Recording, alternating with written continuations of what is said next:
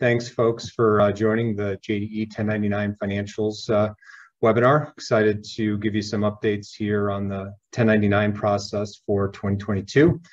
I'm a sales director with Centrilogic over our JD Edwards practice, and I'll be doing the webinar here with Grant McIver.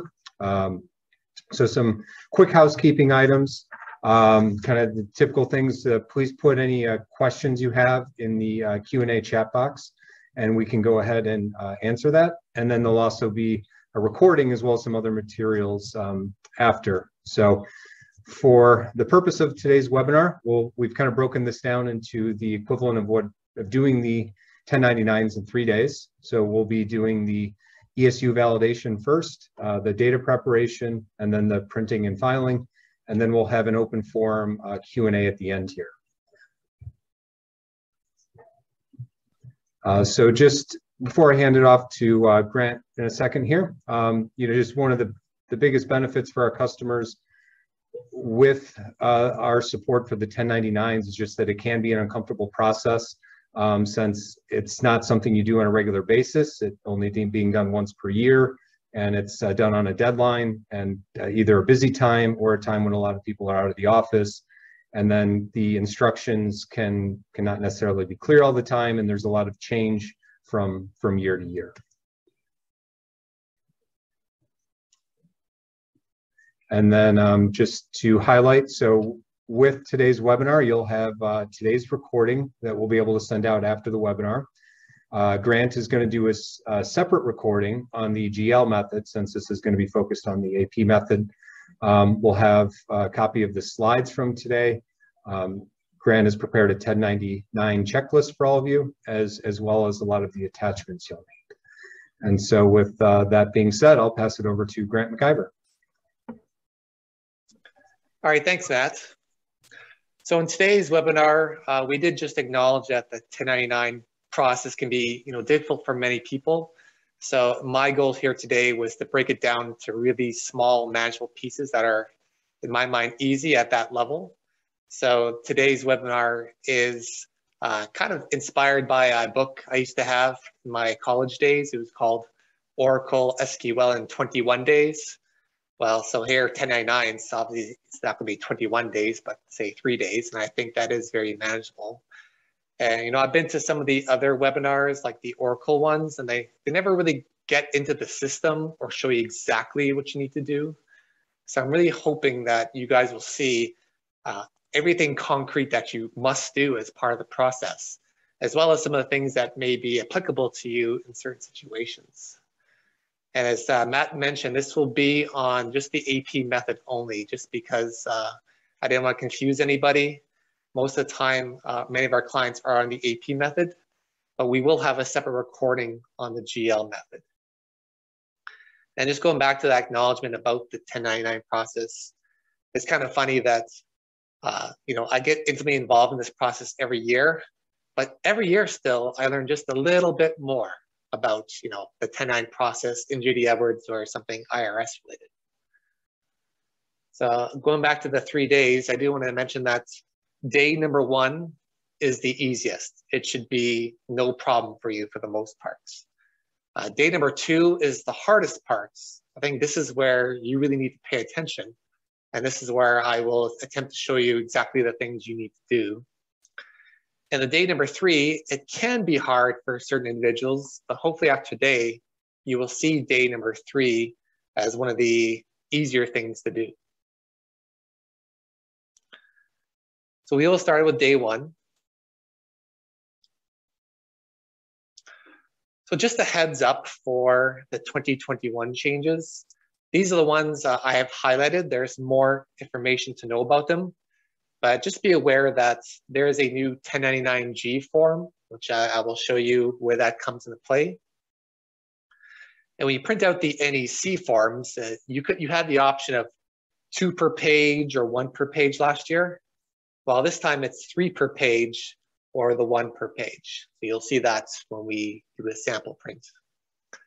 Another, actually a great thing, is if you have to do the state filing for the e-file, there's now a combined federal state option on the NEC file, which I think last year when the NEC form was reintroduced, I thought it was a bit crazy that they didn't have this option available. But luckily, that option now is available for this current year. And kind of as always, there's a little bit of box changes on the various forms. There is some information on the Oracle support website. I've also exported that out as part of our attachment list, so you get to see those little details. So this document here, if you have an Oracle support account, this document is very, very important. This is something I check all the way through from November till end of January, or maybe even beyond into February. So I'm going to go to this site right now, just show you what you need to pay attention to. So this is that Oracle support document I mentioned. So it's got various tabs in here, but let me go to this first one here. So this tells you about the ESU update that you need to download for the 1099s, and you have to download something every year. That's just a given. So sometime in November, I start coming here every morning just to see when the ESU is actually released or when it'll be released.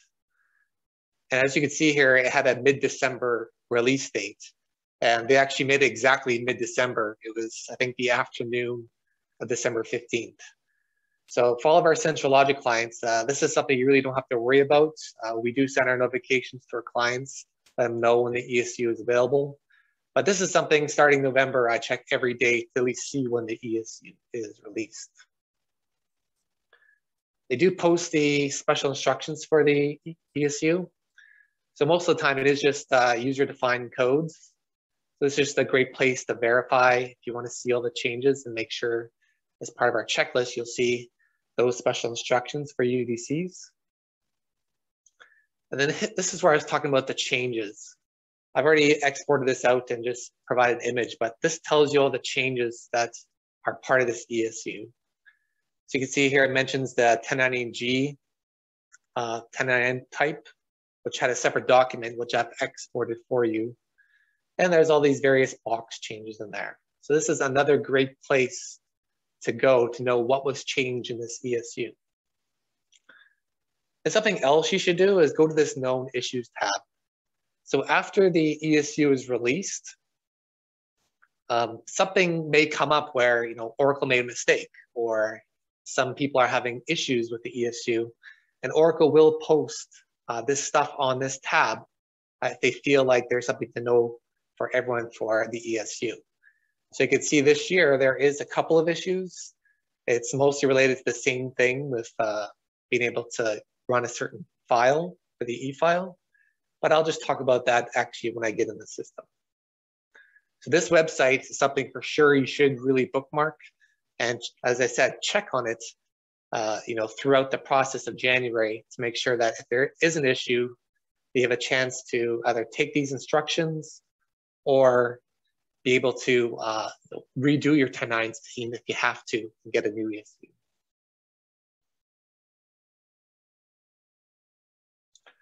So I've also put some of the other Oracle docs that are very, very helpful, and some other links. So a lot of the content you see in here today is actually from these links here. So if you have any question, or you're having trouble with the ESU, or just wanting some more information about how to do 1099s from the Oracle support perspective, you want to take a look at these Oracle support documents, as well as even this Oracle guide here. This is a full PDF on the 1099 process that you can download or view online. So this is something important I do want to mention. This is something that I tell my clients moving forward now, is just when to do the 1099s. So I do recommend that you get the ESU into production usually by the first week of January. Now I realize it's past that, but if you still haven't gotten that into production, please go ahead and try to get that ESU in production so you're not rushing to get that done as part of your actual 1099 process. And for this year here, I think it's also important to actually do all your processing and not wait till the last day of the month, just in case you do run into problems. So I do recommend that you do the 1099s around here, January 17th to 19th, but don't submit them yet. I think it is important to wait till that January 25th week, the last week, to submit it to the IRS and mail out to the vendors. Specifically because if there is a problem, then it may be identified in that last week, and you have a chance to correct it before you actually submit it to the IRS and vendors. So just to reiterate, this timeline here is good just to make sure you're on your game, that you're not waiting to the last minute, that you feel comfortable about the process and have time to resolve any issues. And then just submit this stuff to the IRS and the vendors in that last week. So in terms of validating the ESU, this is more for like a business analyst or a functional person or CNC to do on your behalf. It's not really meant to be done by a financial person, but it's good to know.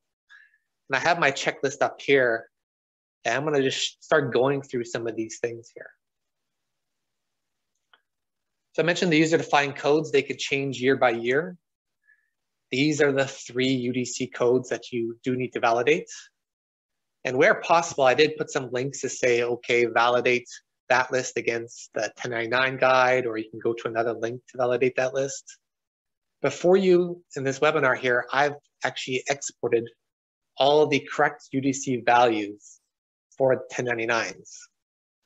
So in the attachments list, you'll see this UDC's file.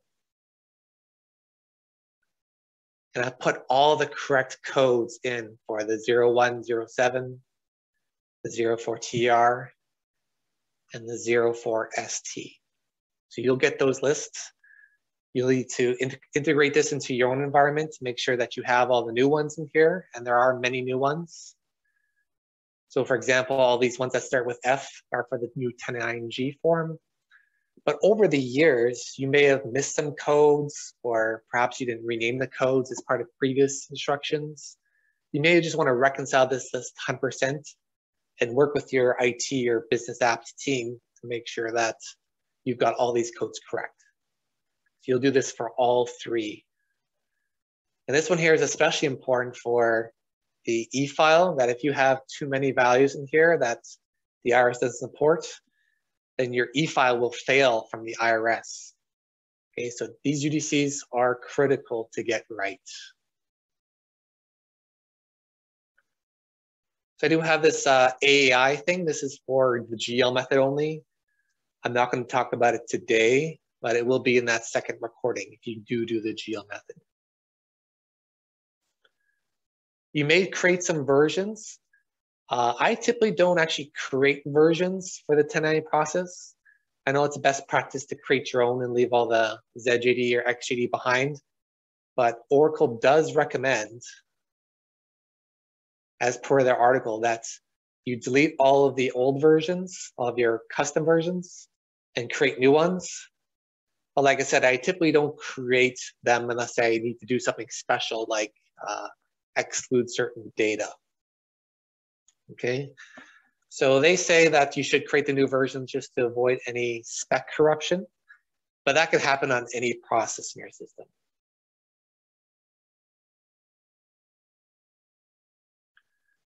So you do want to validate some processing options. Specifically, there's the Write Media application. So let me show you the processing options on there.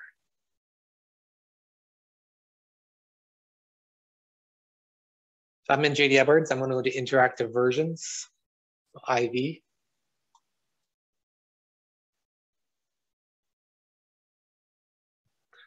And I'm going to put that application in from my checklist, P0515. And I'm going to check the processing options on here. So for these first 4 or 5 tabs, you are checking these maximum and minimums.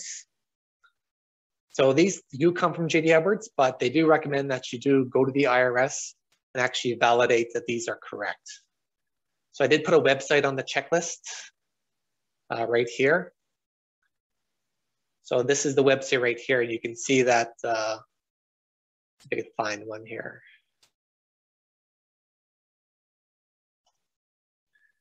Direct sales must be at least $5,000. So you'll try to find those limitations. There's the direct sales one right there.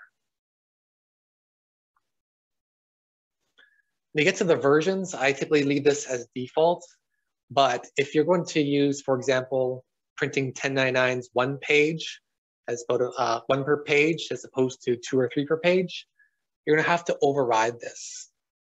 Okay, now I'll show you this a bit later, what version you need to put in there.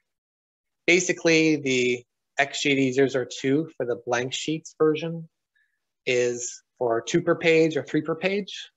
And then it's XJDE003 for 1 per page. And then here on this last tab, you can decide whether you want to print the instructions or not.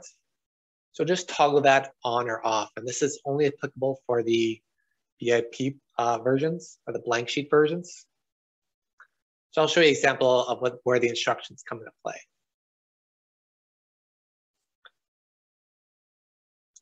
Now the stuff I'm going to get to now is a bit advanced, but I will just kind of touch upon it because it is important from an end user perspective in case you're running into problems. So the ESU comes up with these new BI publisher templates.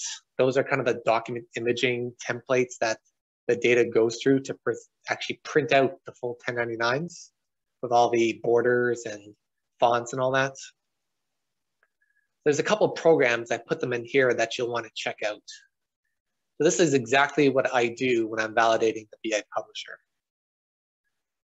I go to those programs and I'm just going to fast path to them. P95600. I'll search for anything that's 1099 related. Now I'll see here that I have the year 2021 in there. And instead of just searching for 1099, I could search for 2021. So when I see this, I know that the ESU was installed and I actually have the templates. You could just check to make sure the start date is applicable, that it doesn't start well into the future. I can start looking at these templates here. I'll just show you a sample. So this is the miscellaneous 2 per page.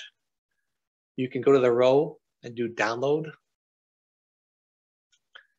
And this is what the template looks like.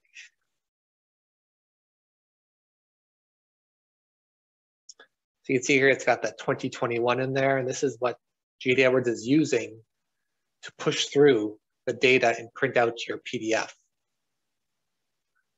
So that's one thing you'll just double check is, just make sure they're there. If you can't find the ones for your year, then something's wrong with the ESU. The other thing I want to show you is there's another program, it's the P95620. And again, I could see the templates here right at the beginning. But if I go into each one of these, you should only see one line in the grid on this first screen. If you have multiple lines in here, that means when you do your 1099 prints, you might get 2 different PDFs in the queue, which could confuse your users. And in this case here, this old one here is from 2016. So users might see the 2016 template and the 2021 templates. You don't want to confuse them. So look for the one that has the 2021 or the current year and delete out the others. So I'm going to delete that line. And I'm just going to save it all the way through. Just go all the way to the end. Otherwise, it won't save.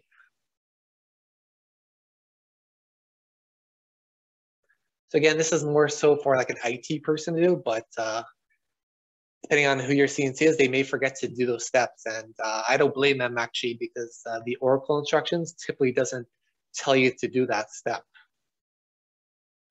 Now I mentioned that the version on the right media had this XJDE in there, and that's where it comes into play here. So you can see that the ones that start with X0003 is the 1 per page. That's how you know whether you can do like the pre-printed or the 1 per page or 2 per page. It's based on that version from this application. So another big thing I do for many of my clients is actually modify the template. It's usually for the pre-printed version. So if I look at the pre-printed template for a miscellaneous example, a lot of times I'm asked to move things up or down or space things better, move things off to the right. This is not an easy thing to do, and Oracle will not support you in this.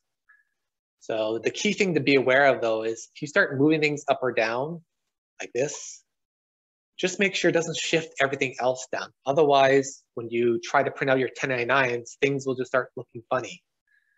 So that operation I did, just put a blank space in the line, it didn't actually harm anything. If I do it again, there, it just shifted down. You don't want that. So there are little tricks you can do, I guess, is you change the font size in between if you want to make things less space between the lines. So I could change this to like 3, makes things a bit tighter. This is a very difficult operation to do. And it's like a trial and error thing, but I am asked to do it many times. I do it, but just be aware that you have to be careful in doing this. And only an IT person with the right experience should do this part.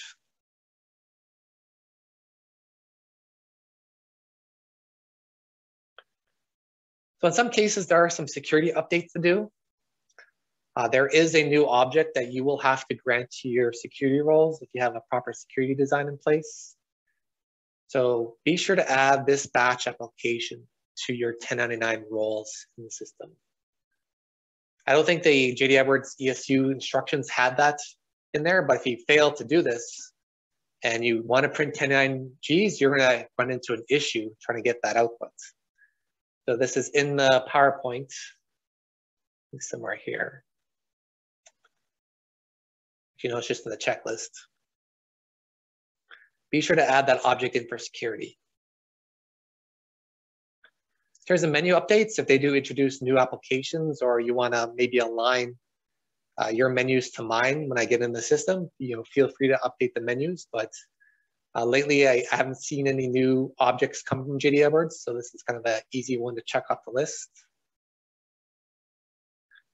And when you're testing the ESU, you want to do some basic tests. I don't think you need to do an exhaustive test. You'll be able to actually do a test file for the IRS in production many times as you want.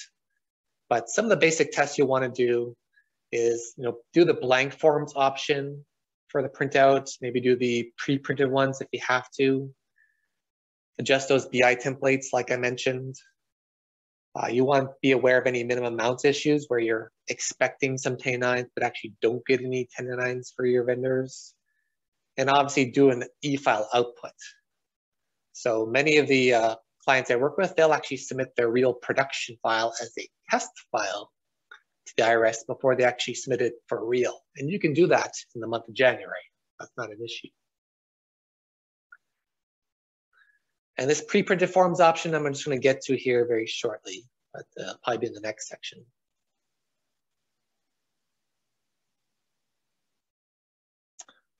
Just going back to the processing options, we already talked about this write media, but as you get further in the process, if you do the e-file, you'll just want to double check that the processing option on this P04515A is correct. And really for that, it's just making sure you know where you're writing the e-file to on the enterprise server, so you know where to grab it. And then this is something I'll show you later on as well, is just validating the processing options on the AP build work file. That's very important when I get to that.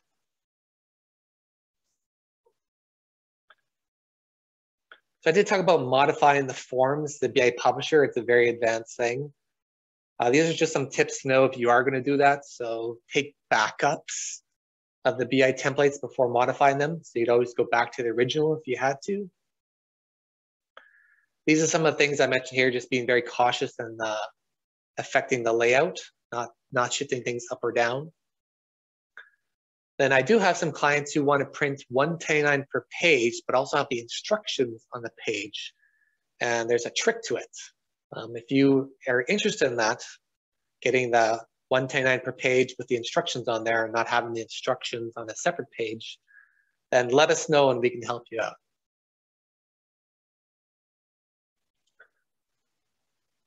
And before you actually do your 1099s, this is something you should actually do at the end of your 1099 processing. So say January 31st this year, is actually take exports of these tables from data browser on the database, whatever that may be, just in case you do want to reference them in the past. So if you haven't done this already, you should do that now before you actually do any of the updates. So these are things, the critical tables, that's a critical one. Maybe back up your UDCs if you're going to really change them. Take the e-file from last year if you still have a copy. So that is day number one. Just recapping that. Mostly it's UDCs, checking the processing options. If you're lucky, you don't have to touch the BI templates at all. Be sure to do this security one here, this object. But I think if you don't do 1099Gs, it's not a big deal this year. And then do some basic testing. So we're moving to day two now. This is the critical one. This is where I see a lot of clients make mistakes, like really bad mistakes. In fact, I don't know how their 1099s even close to being accurate when they make these mistakes, but I will highlight those issues as we go through.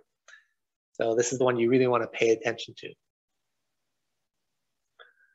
So in terms of data preparation, there's kind of two main parts and then like a third part you have to do at the end. So you do need to validate that companies that you've set up. So these are like your legal entities. This is your companies, not suppliers.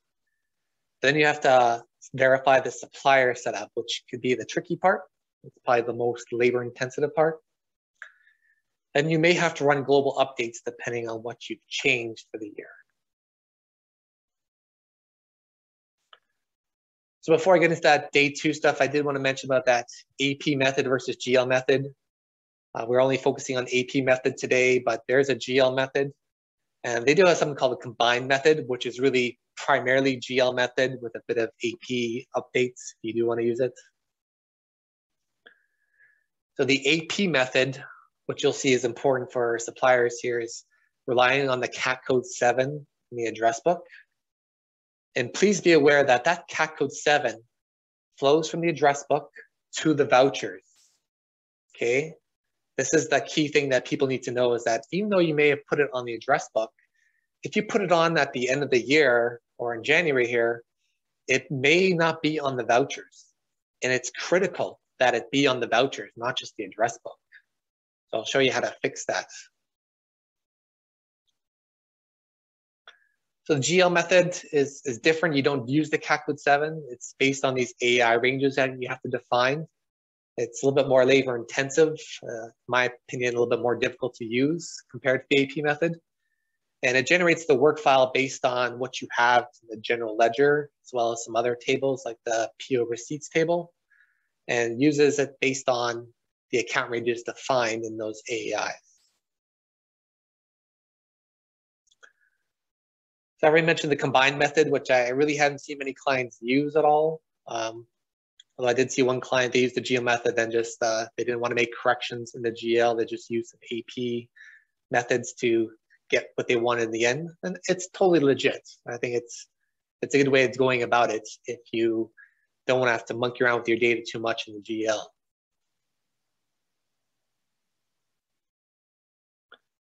So in terms of verifying your company setup, luckily, if you do this right, you don't have to do this every year. Although if you create new companies, you may want to validate those new companies. But these are some of the things you definitely want to make sure you get correct.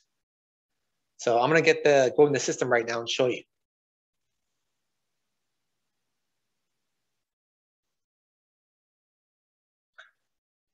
So I'm in my little lab environment here. I have this nice little Ewan page help to guide me through this process. And I've taken a snapshot of this Ewan page for you as an attachment. So if you like this, feel free to just kind of borrow what I've done here for this Ewan page. And if you're not on Ewan pages yet, you're well behind the time. So please reach out to us. We can help you get started on Ewan pages. But this is a great one to use for 1099s, especially when we get to the core process. So I'm going to start at the address book for the companies. And typically your companies are search type O. And in my example today, I've created something called company 90. So on this address book record, you need to make sure you have your tax ID for your company. Otherwise, your 1099s cannot come out properly at all. You just won't go. So make sure you put the tax ID in for your company. You're gonna make sure you have the correct mailing name. Now you could have a different mailing name if need be, and I'll talk about that more on the vendor side. But something else to be cognizant about is the mailing address. And this is something funny for both the companies and the suppliers that you really need to know. So if I had something like this, or like I had attention, AR, or KP, JD Edwards will only take the address line that was last populated. So in this example here, it would ignore this attention AR part. It will just take this. And if I had something like suite 750 or something there, in this example, it'll only take this suite 750.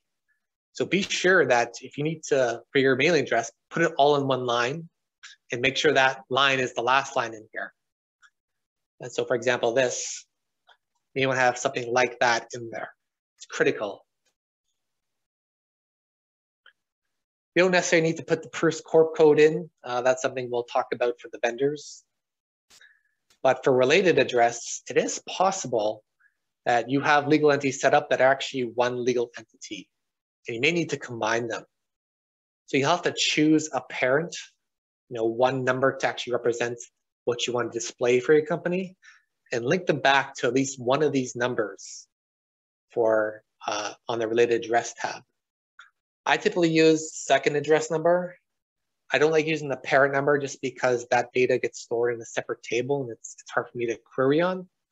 So I typically like to use address 1 through 5, and I just pick number 2. So I'll talk more about that combination method in when I talk about the supplier. But be aware that it exists at the company level as well.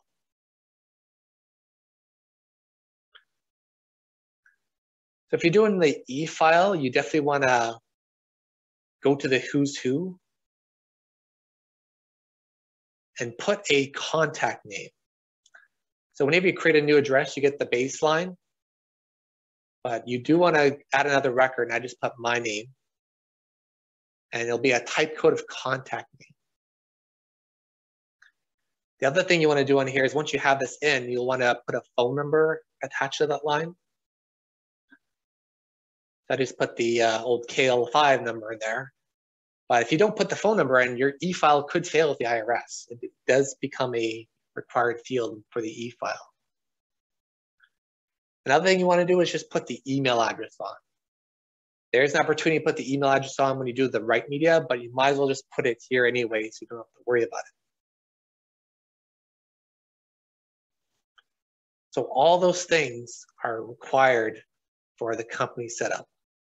And like I said, if you do this last year, most likely be correct for the next year. So we just went through all these items for the company setup. It's not that hard. Just don't forget to put the phone number, the email, and the contact name. Otherwise, you could run into issues with the e-file. Okay, now we're here on the critical part about the supplier. All right. So these are the things, very similar information that is required for every vendor that needs to have a 1099. So let's go back in the system. And I'm going to bring up my vendor number that I created for today's session. So in here, you will want to make sure you have your tax ID for the vendor. And notice I didn't put any dashes in this one. You could put it in there, but as part of the 1099 process, JD Edwards will strip those out and put the dash where it needs to be.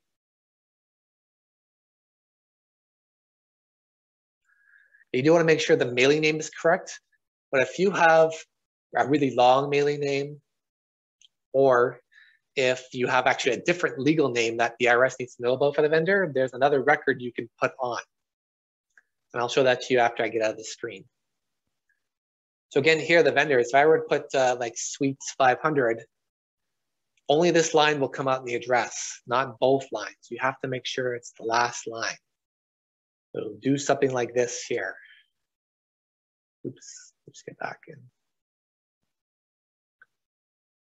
Make sure it's all on one line. It's the last line from the lines 1 to 4 that is populated. Okay, a couple other critical things. This is very important for 1099s, that the PERS Corp code needs to be set for every vendor. And only N's and P's go through the 1099 process. So while you're looking at your data, just worry about the non-corporate entities and the individuals. Anything else, don't worry about. If you do have a foreign vendor, you do need to change this here to an F or foreign. Okay, going back to the related address tab, as I said, for the companies, I usually pick second address number to link things back. So if I really wanted to merge this with another vendor, which is actually quite common for our clients, where they just seem to have multiple vendors when it's actually one vendor that they just need one 1099. So you would link this here, say another vendor.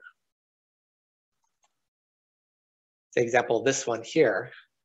But the key is if you do that link, you must have the PERS Corp code be the exact same on those records.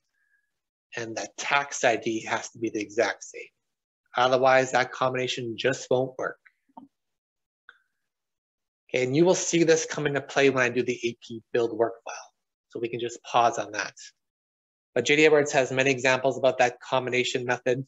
It's really just linking things to a parent-child relationship using these fields here. And finally on here is this category code 7. This category code 7 is more of a default. So what happens is if you assign this code on the vendor, as you create vouchers in AP, this value will automatically get put on that AP line. And you can override it at time of entry even afterwards. But just be aware that this is only the default value.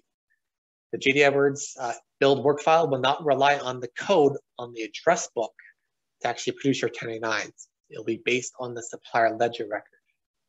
Very, very critical.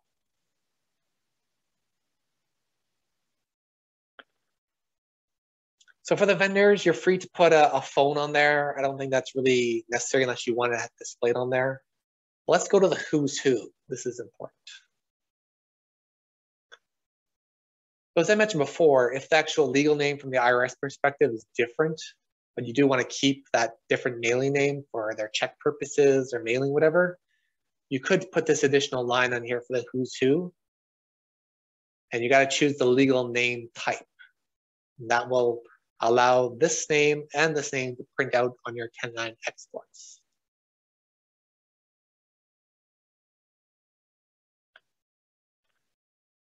So that is the vendor setup.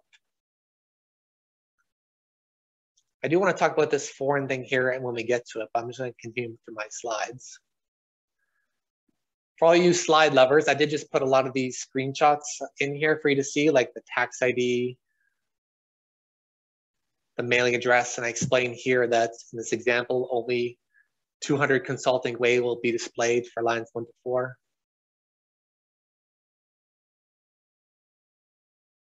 This is just me reminding you about the address lines 1 to 4. It's very critical. You don't miss out on that. Otherwise, your vendors won't receive their mail for the 1099s. We've talked about these two fields. That PERS Corp code is critical.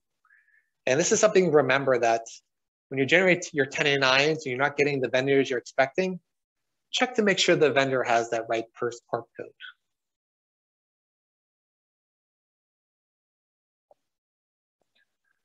If you need help with that type N or type P, it'll be based on the TIN number that they have. So typically a non-corporate entity will have the dash as that third character, whereas an individual will have like 2 dashes in this format.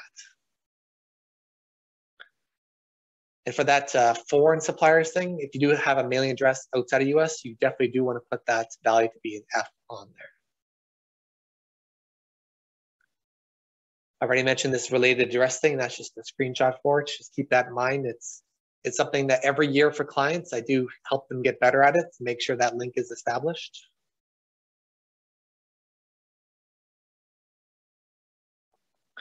Again, this here is only a default value. We're going to come to this here very, very quickly.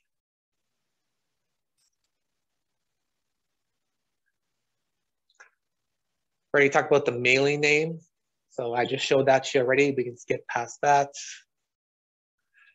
Here's something very, very rare. And I haven't had to do anything with clients on this yet, but if you have a foreign tax supplier that needs this FFA thing, this is part of this FATCA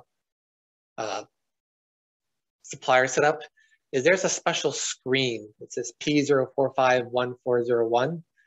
You just have to actually go in there and add the record for the tax ID and just check that off as a foreign financial institution. What that does is it checks off this box on the MIS form. So if your supplier is in that validation or needs that flag, then that's where you go and add that special screen. And this thing is, again, is something very, very unique that I haven't had to actually do with any clients yet, but be aware it does exist. But there is this CUSIP number that may need to be attached if you're using type code 67, which is tax exempt bonds. So this is for stocks and registered bonds for Canada and US. If that's applicable to you, this is where you would add it in this screen. Okay, here's something very, very important. I do want to bring up something that I have done for many of my clients. Is analyzing all this stuff could be very, very difficult. So for my clients, and if you are a Centrilogic client and don't have their support, let me know. I've created this 1099 analysis report. And it's a CSV report, but it basically just gives me all the information I need to see to validate a vendor. So you can see the supplier number, the alpha name, the tax IDs, the Pers Corp code, and then here is, for example, this vendor here, which is just me. I can see that I have some records that has the B1 as the CAT code 7 on the address book, but then some records on the AP side that have blank on there. So I may need to update that depending on the situation. And I do actually have some records where I actually do have the B1 on the supplier records. Okay, so we're gonna do a global update. I'll show you how that works if you have this situation here. This vendor here has a very similar situation where it's got the A1 on the address book, but it doesn't have A1 on the AP records for the $650. So I need to do that global update for that. I have Matthew Poole in here as a vendor, and this person here has a Pers Corp code of C. Now I'm evaluating all my vendors to make sure that whether I should have them as an N or a P, but for this example here, I just know that it is a C. I'm not going to update anything for it. I can pretty much just exclude it. So over on the right here, I see the different amounts by company. I see my mailing address. So I can evaluate whether I have that problem where only this part here will display my 1099s. I may want to merge this two together on the same line. So that's why I show the mailing address all the way through. And then I do show the base mailing name as well as the 1099 legal name that I have in there. So this report is really good for helping me understand, do I need to update the Pers Corp code? Do I need to update the CAT code 7 on the address book? And know whether I need to do the global updates on there or not. This is a critical report, in my opinion, for being able to get your data correct during the day 2 stuff.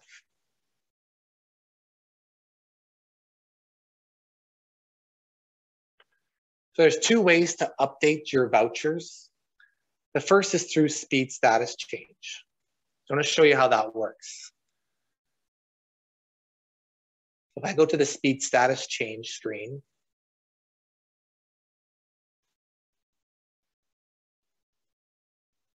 I'm going to search my vendor.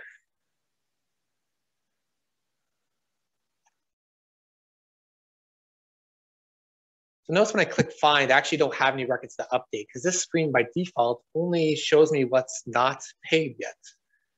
But if I put a P in here for pay status paid, I can see my records. I can see that this record here is a B1 on it, and this one here is an A1 on it. And if I really wanted to update that, I can and to do global update on it. I can highlight both records and do this global update. And notice that I can't change anything else because it's been paid, but I can change it to be like B1, check this off, and that will update those vouchers. That's not really an efficient way to do things.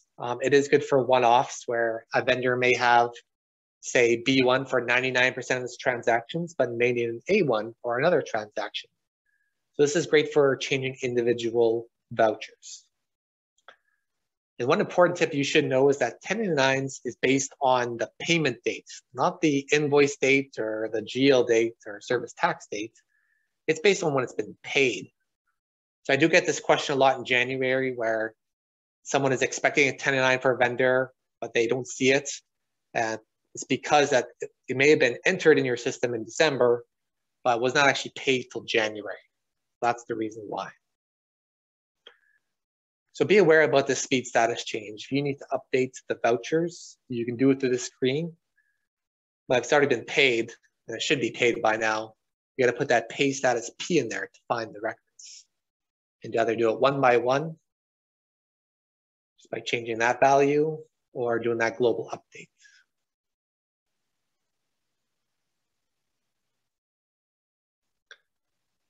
Now let's go back to this example here. In this example here, I have the CAT code on A1 for this vendor, but I needed to put on all the vouchers for that vendor for the year. There's a report you can use called Update Approver CAT Code 7. And it's this R04802.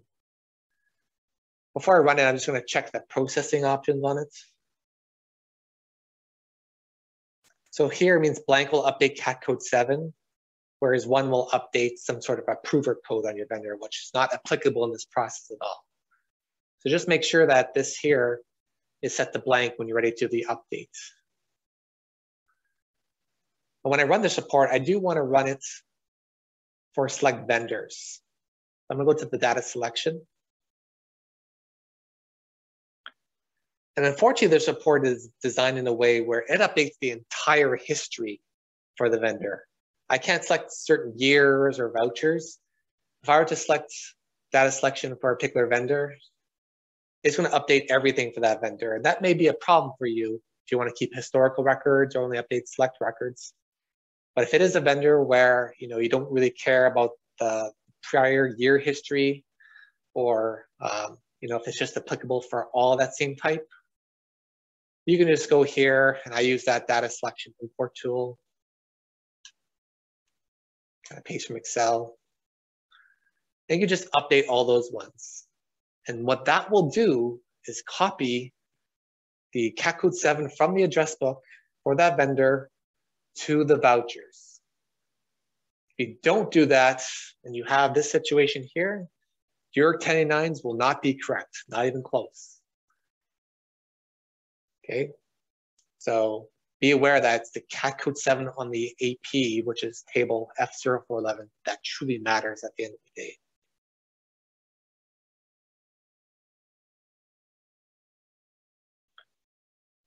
So this slide here is just me going through all what I just told you here. You got to be cautious running this if you do care about Priory history.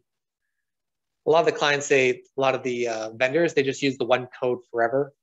And it's for all vouchers, so it doesn't really matter. They just put the address numbers in and let it update. So what I just talked about here was the most important part of this webinar, is getting that code from the address book onto the vouchers.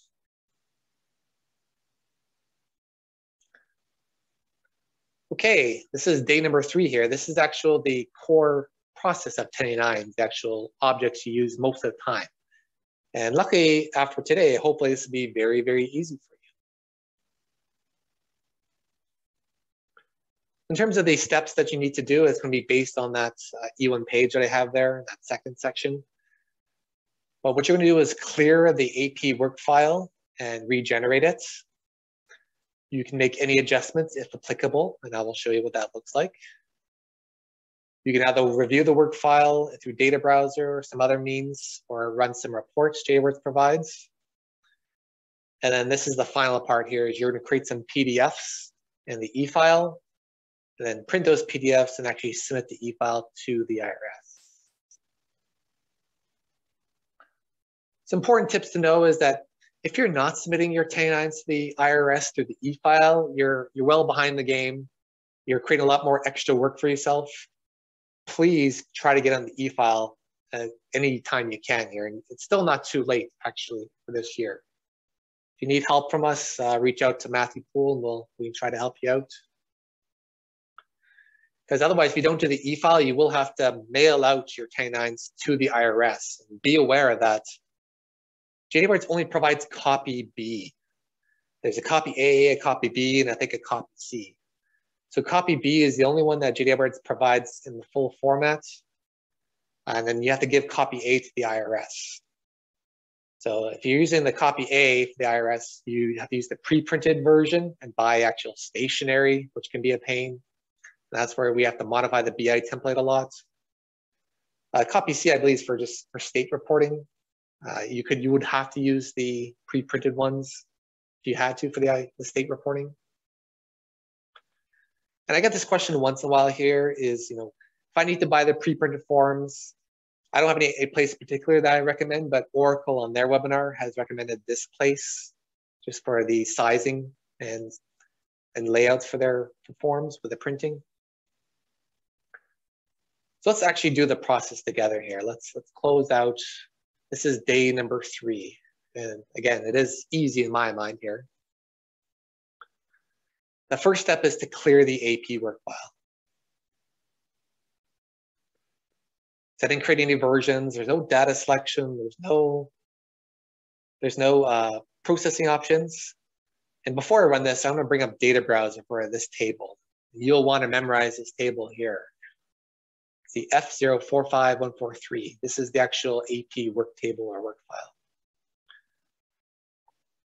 And right now I got a couple of records in there for my vendor. So you're going to run this clear AP work file. Just let it run. Don't worry about anything else. When it's done, what it does is it's cleared out this table. So if I do a find, my records are gone. Step number 1, done behind us. Step number 2 is where you must get this right. This is one that's going to kind of go back to what I talked about for the CAT code 7. So this is what you need to do. So if you select the version, you must go to data selection. You must do this. And you must choose the correct category code that you're going to be using. So it's category code 7. Notice it says F0411 on there. That's how you know it's not based off the address book. It's based off the supplier ledger. Because things for a supplier can be different per invoice line. And we do is equal to. And you use 1 per type. So you may only use a few types. B1 is the CAT code 7, which is probably the most popular one that you're going to do. So I'll do that first. And you don't need anything else unless you want to exclude some companies or vendors for whatever reason. But this is what your data selection should look like when you run it for B1. And you want to change the year to be the year you're reporting on, which is quite easy. It's 2021. And this is where the B1 comes into play again. You must have this code aligned with the data selection. A lot of times clients thought that putting this here in would select the records for B1 based on the address book or the supply ledger, but that's not the case. And this is where that combining method comes into play. So I'm saying here that I'm going to combine vendors and companies based on the second alternate address by selecting that value. If you do need to combine vendors or companies, make sure you have this populated when you run this work file. So that's it. I think the key here is getting that data selection right and making sure you get this aligned to it, this processing option number 2. Let that run. Run pretty quickly. And now in my table, I can see that I've got my B1 record. I can see the company it's summarized on, the B1, the tax ID, the vendor number, the amount. And I think it's got the company ID in here as well, for the tax ID. So you have to do this for every single type that you do. So in today's session, I'm just doing B1 and A1. So I'm going to do the exact same process for A1 now. I'm going to go to my data selection, choose that category code 7. I really wish Oracle had this line as default when they give this application out, but you have to add it yourself. I'll do A1. And I'll make sure I got A1 in here as well to match.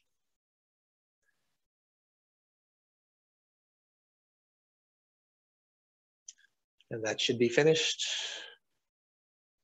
Now I've got 2 records for that vendor there. I got a A1 and a B1. You're doing great so far.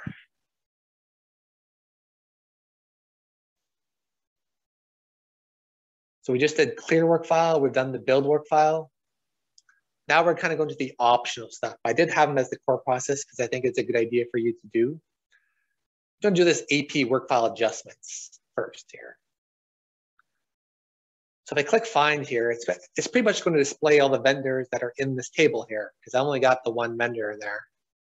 If I drill in, I'll see my A1 and B1 lines, and I can make changes. I can change this to be 1800 if I want to. I can change the tax ID for the vendor, change the company ID for the tax ID.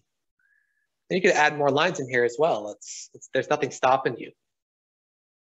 Okay, so I'll just make that change. So even if you didn't do the build Workfile and you only had like say 5 vendors and you know them out, you could technically go in here and just start adding these lines here and process your 1099s. It's actually possible. The only thing about it is that you can't do multiple vendors at once. You have to do one by one. That's what the screen is about. So if you do your 1099s and you said, you know what, there's 1 voucher that I didn't exclude yet, and I need to bring it down by say $200, I can just manually do that here if you didn't want to go through the whole process again.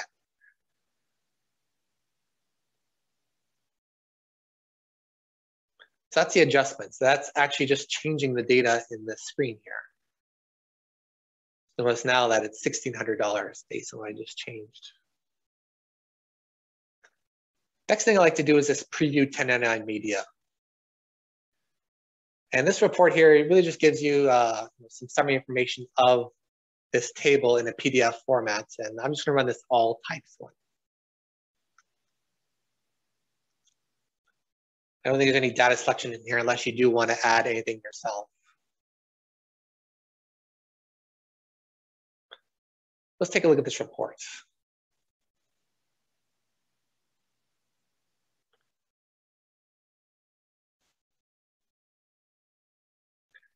This report will tell you like the vendor, the tax, the legal name, the mailing name, the company, the amounts, tax ID, all that good stuff, A1, B1, some totals.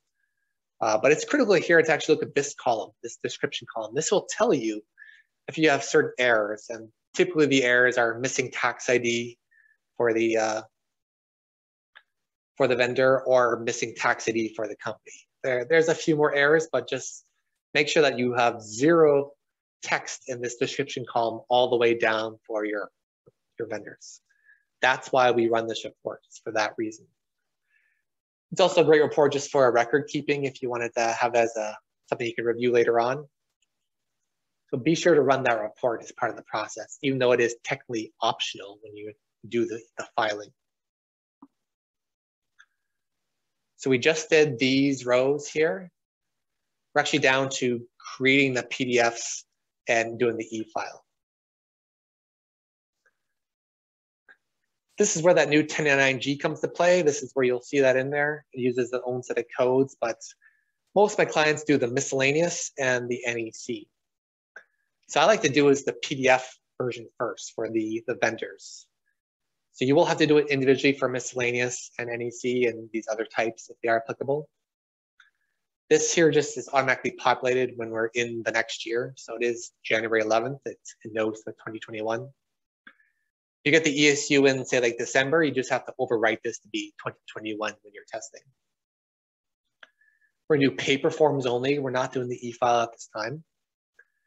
There are these options here for original, corrected, or replacements. Hopefully you don't have to use the corrected or replacement. Just need to do the original. And there is this paper facsimiles and proof reports. You could run those, but the one you actually need is either the pre-printed forms or the blank sheet. And I'm gonna do the blank sheet one here for you. You're gonna kick that off. And you're submitting this as a report. So let's go to our submitted reports here. So be aware that it always kicks off this job here. That's like it's like a generation merging the data together. This is the output you need to see. This one here says blank format. You're gonna click on here. And sometimes if you have a lot of 1099s to do, this may take a bit to come up. You may get into I think this screen here. If your BI publisher hasn't rendered yet, you may come to this screen and you may just have to wait a bit and then click on it. So here's my 1099 print. This is the 1 per page option I've done, or actually 2 per page. And I see here it's 2021 miscellaneous. I can see my amount in there for A1. Everything looks good. I got everything populated. Here's my JD Edwards address number. And if you remember, on my processing options for Write Media, I had print the instructions. That's where this comes into play. It'll print on here, and if you have a duplex printer, it'll just print it on the back of the page. So you'll print this, and this is copy B for your vendor. Remember, this thing does not go to the IRS. This goes to the vendor. So you'll print this off, put it in an envelope, and mail it out to your vendors. I'm going to go back to Write Media.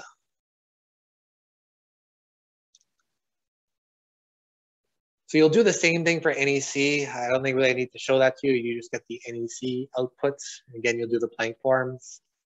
If you do the pre-printed forms, just make sure you have that toggled on there and you'll get pretty much the same output, but without the fancy formatting and stuff like that. I want to do the e-file now. So for the e-file, this is exactly what you need to do. You need to do the electronic media. And be aware, if you do want to do the test file, you will have to check the test box off. But I'm just doing this as your final output. You will need to put your transmitter company. And if you remember, I did like the contact name, the phone number, and the email address. You want to put that kind of header one in there for what's going to represent you as the transmitter company. So I'm putting my company 9 in there.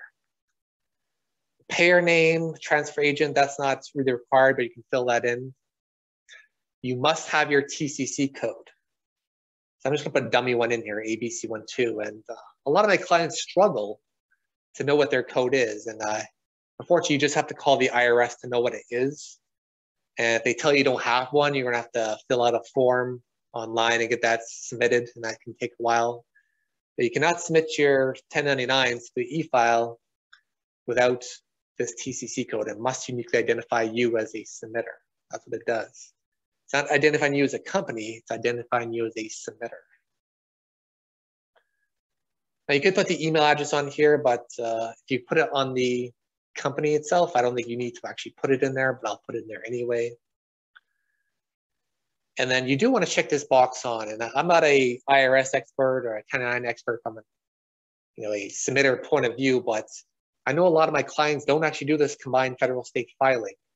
It doesn't actually hurt to put this on here and do it. So I'd say, reminder, check this box on when you're doing your e-file. So I'm going to submit that. And this one doesn't actually produce an output at all. I think it may produce a PDF for the job we ran, but you're not going to be able to do anything with that. The next step is to go to this export 1099 electronic work file. It's only had one vendor in here, but this is pretty much your file. You could copy this and put it to like a notepad, and that's your file. Although I'm not sure about the spacing here, if it needs to go all the way to the end. But you do need to go form export. and they'll tell you that to save the file called IRS tax and put it somewhere on your enterprise server. So after you've done this step, you may have to ask your IT people to go to the enterprise server, or whatever place you directed the file to, and grab the file on your behalf. That's the file you're going to submit to the IRS. Okay, those are all the steps for the day 3 here. I just want to go through my checklist here. Okay, so we talked about all these steps. I can just skip over that. These are just for your reference. Yeah, so in the checklist here, I do have some links for the e-filing process. I don't have an account myself, and I'm obviously not going to submit one today, but I do have the link for the IRS Fire site, which is where you register and actually upload your file and submit it. You can also do the form for the TCC number if you do need it. It's the 4419 form that you need to submit if you don't have a TCC number. We already talked about generating the e-file and retrieving it from the enterprise server. Just work with your IT folks to do that. And if everything's ready to go for your Fire site, there's a test Fire site you need to go to. And you can submit your production 2021 file through there if you wanted to, and just make sure it comes back as no errors. Otherwise, you could just submit the file directly through one of your last steps and see if it gets rejected or accepted or not. So you do want to check every couple of days in that website to make sure that the IRS did accept your file, and they will tell you why it's not accepted. So the reasons why it could fail is because JD Edwards has a bug in their program. It could be you're missing your contact name, phone number, email address in the file. Those are usually the reasons. If you got your UDCs wrong for something like the states list, then that could produce an error as well. Okay. And this bottom part of my checklist is for the GL method, which is something you'll see in the other recording. So Matthew, I think we're at the time here for Q&A. I'm going to open up those questions. Yep, that sounds good. So as I kind of mentioned, please put any chats into the Q&A box below on the Zoom webinar, and we'll go ahead and answer some questions as items come in. Let me just see here.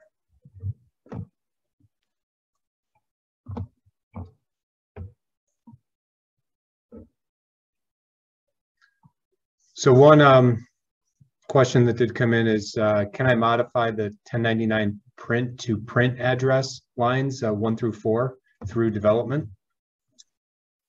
I've done that once for clients. You can do that. It is, I wouldn't say tricky to do it for development. You know, you just have to do it properly. But you do need to be aware that you can't modify the e-file code. So even if you do display the 4 lines on the 1099 print to your vendors, it's not actually going to be in your e-file. And anytime you get the ESU, which is every year, you're going to wipe out that code every year. So I wouldn't say it's really worth doing that. I have some clients where they've taken a backup of their address book and then just made temporary changes to the addresses, got their 1099s out, and then just change it back to what it was. So yeah, you can technically do it, Matt, but I wouldn't say it's a great idea. Okay. All right. Well, hopefully that helped. See if we get anything. See if we get anything else here. So yeah, definitely, guys, please ask any questions. Want to spend this time to dedicate to you guys and help others that might have the same questions when they go through and listen to the recording. So here, Grant, another one that came in. How do I find out my TCC number or payer name control value? The TCC number, unfortunately, we'll have to call the IRS. But typically what happens is that someone registers for this a long time ago and that person leaves the company, and that information gets lost with them.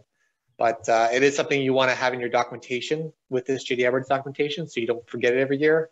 But yeah, you will have to call the IRS to ask what it is. And if you don't have one, you'll have to go through that registration process, which could take time.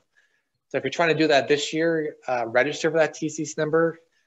I would say there's a good chance you won't make it for this year, but you'll have it for next year. So at least still do it if you're not registered for the e-file. Okay. All right, and it says here, should I buy the pre-printed forms? I would say only buy the pre-printed forms if you need to do that state filing or if you're not on the e-file. So I do have some clients that will buy the pre-printed paper. It's just as a habit, they do it every year and they feel comfortable with that process. But I would say go through this webinar here, this training, and do the e-file and use the blank forms option, and you'll save yourself a lot of heartache with the pre-printed forms and modifying it and printing it. The trouble with the pre-printed forms is that every printer can be different. The printer driver will shift things left and right, up and down. That makes it hard to fit the mailing address in the envelope or do like the cutoff in the printer in the middle where it should be. I try to avoid those pre-printed forms as much as possible.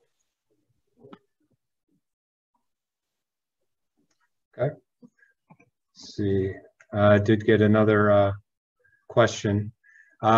If I select combine federal state filing, do I need to also submit 1099 forms on Pennsylvania's eTide site? I think that is dependent on the state. So if you Google search that one there, you will see if Pennsylvania is in the list. I can't recall off the top of my head, but each state could be different. So I don't think I have a great answer to that question, Matt, unfortunately. You will have to actually contact the states or look online for that, see what you exactly need to do for that state. Okay. All right. Yep, no problem, Carrie. I'll just check the UDCs here quickly for Pennsylvania, see if it's in the list. 1 second. I do not see Pennsylvania in the list. So if you do the combine option, you will have to do something. You will have to actually print one off, mail it off, or go to the site for them. Okay.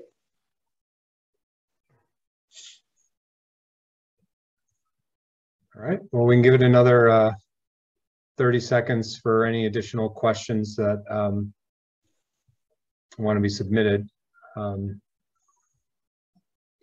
Otherwise, everyone, thank you very much for your time. And like I said, I know sometimes a lot of these questions will come up actually when you're doing it versus hearing about it right now. So, feel free to reach out to myself or anyone else from the Centrilogic team, and we can, get the right people in touch to help you out with your 1099s.